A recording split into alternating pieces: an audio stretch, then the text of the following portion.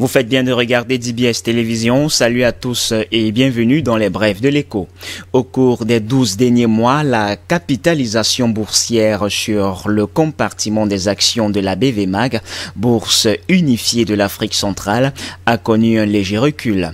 Le volume global des transactions a quant à lui diminué, souligne ainsi un communiqué ayant sanctionné la 7e session du Conseil d'administration du marché financier sous-régional tenu le 9 décembre dernier. Le communiqué n'évoque pas la situation sur le compartiment des obligations où aucune opération de levée de fonds ne s'est déroulée en 2020, les États de la CEMAC ayant préféré se rabattre sur le marché monétaire, jugé beaucoup plus flexible et moins coûteux en termes de frais et d'autres commissions sur les opérations.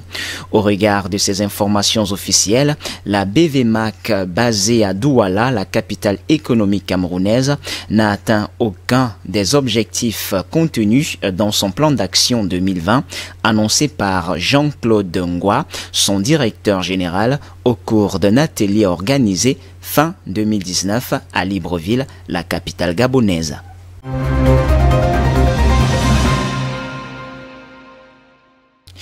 Le port autonome de Kribi, PAK, autorité portuaire du port en eau profonde de Kribi dans le sud du Cameroun, informe qu'il fait désormais partie des membres du comité de pilotage de l'Association africaine des zones économiques, en abrégé AEZO, au terme d'une élection tenue au mois de novembre dernier. Lors de la 5e réunion de cette prestigieuse institution, le PAK a été bel et bien confirmé comme membre du dit comité avec 58% de suffrages, indique ainsi l'autorité portuaire. Selon l'entreprise publique, son adhésion à cette institution permettra, grâce au partage d'expériences, de mieux peaufiner la mise en place de sa zone économique. Elle offrira par ailleurs au PAK une multitude de possibilités d'affaires et de partenaires potentiels grâce au réseau d'affaires internationaux avec lesquels elle est désormais en relation. L'AEZO est une association continentale fondée en novembre 2015 par le groupe Tang Med avec la participation de représentants de plusieurs autres zones économiques africaines. Elle regroupe en son sein des principales institutions publiques et privées en charge du développement, de la gestion et de la promotion des zones économiques en Afrique et compte près de 80 membres représentant 45 pays.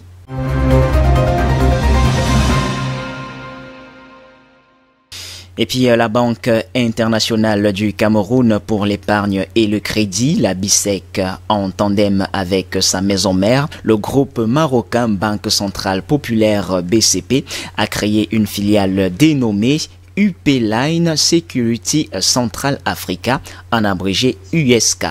Cette nouvelle entité ambitionne de se positionner sur le marché financier sous-régional comme acteur clé de l'intermédiation boursière, de l'ingénierie financière et de la conservation des titres, explique ainsi le directeur général de BCP, Kamal Mokdad.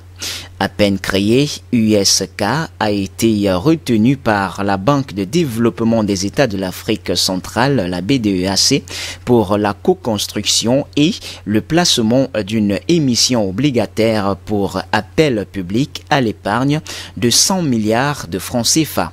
Sur ce segment du marché, le groupe BCP va retrouver un concurrent dénommé Afriland Bourse and Investment comme société de bourse sur le marché financier dans la CEMAC.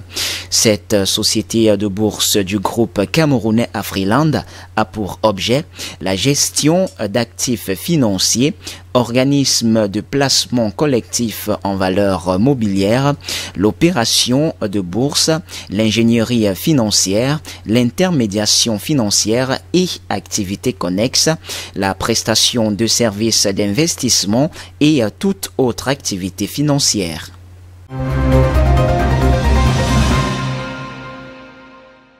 Et puis hors de nos frontières à présent, 2020 est une année de profits colossaux dans le négoce du pétrole et particulièrement pour Trafigura.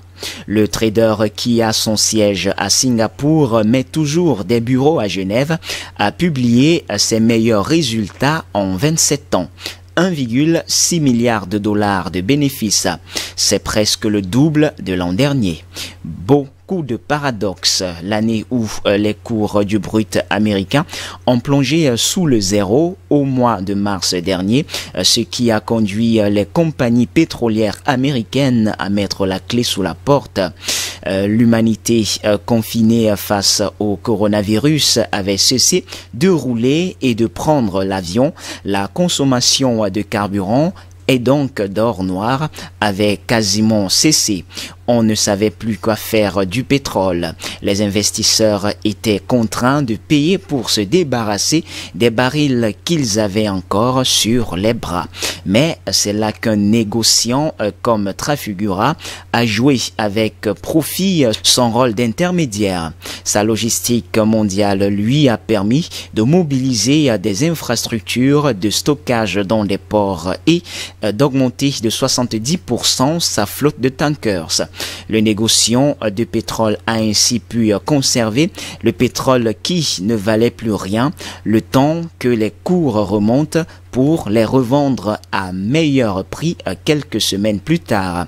C'est dans cette volatilité que le trader a réalisé ses profits quand bien même les volumes de pétrole échangés eux aussi diminuaient.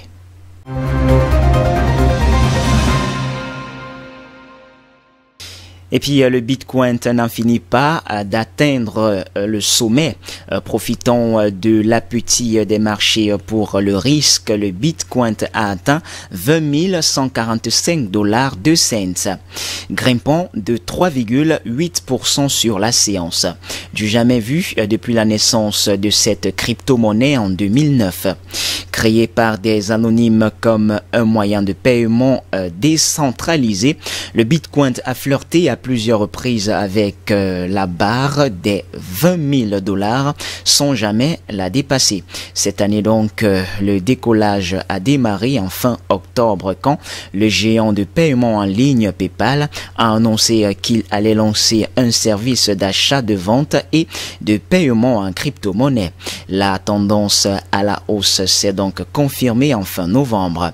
Mais le crypto-actif le plus célèbre au monde est aussi une valeur très volatile, d'où les montées spectaculaires et les dégringolades tout aussi vertigineuses que le Bitcoin a connues par le passé. C'est notamment pour cette raison qu'il attire des convoitises. Et en temps de crise, les investisseurs institutionnels au monde criminel, tous s'intéressent à l'utilisation des crypto-monnaies à long terme. Eh bien, c'est tout pour les brefs de l'écho de ce jour. Mesdames, Mesdemoiselles et Messieurs, merci de nous avoir suivis. Les informations se poursuivent sur notre antenne d'IBS Télévision. Restez donc des nôtres naturellement.